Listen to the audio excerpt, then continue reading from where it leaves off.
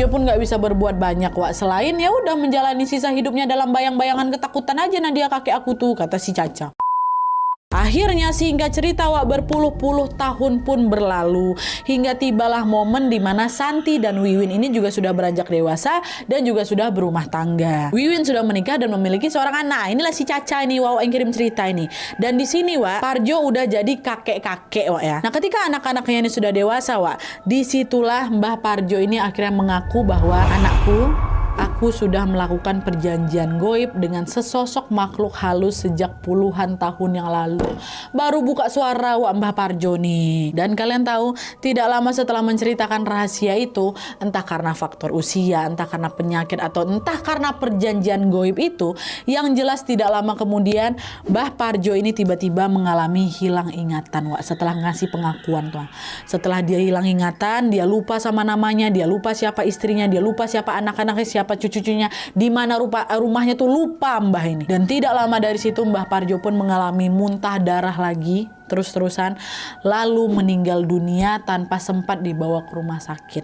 Dan hanya berselang beberapa tahun kemudian gantian Nek Suri, istrinya Mbah Parjo ini, juga meninggal dengan cara yang sama persis. Pertama-tama apa?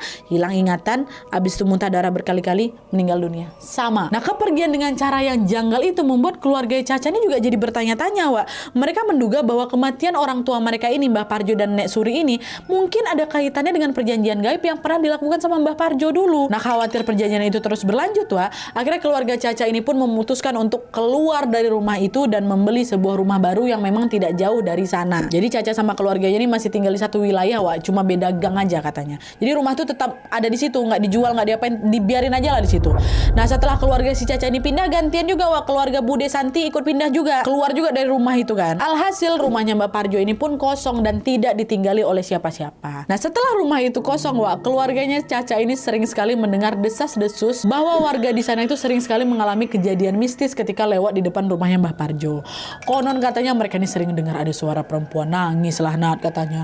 Ada suara perempuan ketawa, bahkan ada suara sekelompok orang lagi berkelahi dekat dalam rumah tuh. Awalnya keluarga kami nggak ngambil pusing sama desas-desus itu, Nadia. Sampai akhirnya pada suatu hari bapak si Caca ini yang namanya Pak Hashim mengalami langsung kejadian mistis di sana, Wak.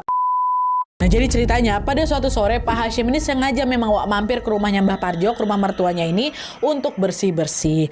Nah, setelah bersih-bersih dia pun bergegas lah balik lagi ke rumahnya. Nah, selang beberapa jam balik nih, Wak, ya, Pak Hashim ini tiba-tiba dikejutkan dengan suara ketukan pintu di depan rumahnya. Di rumahnya, Wak, ya, bukan rumahnya Pak Parjo. Tok tok tok tok. Assalamualaikum Pak Hashim. Assalamualaikum.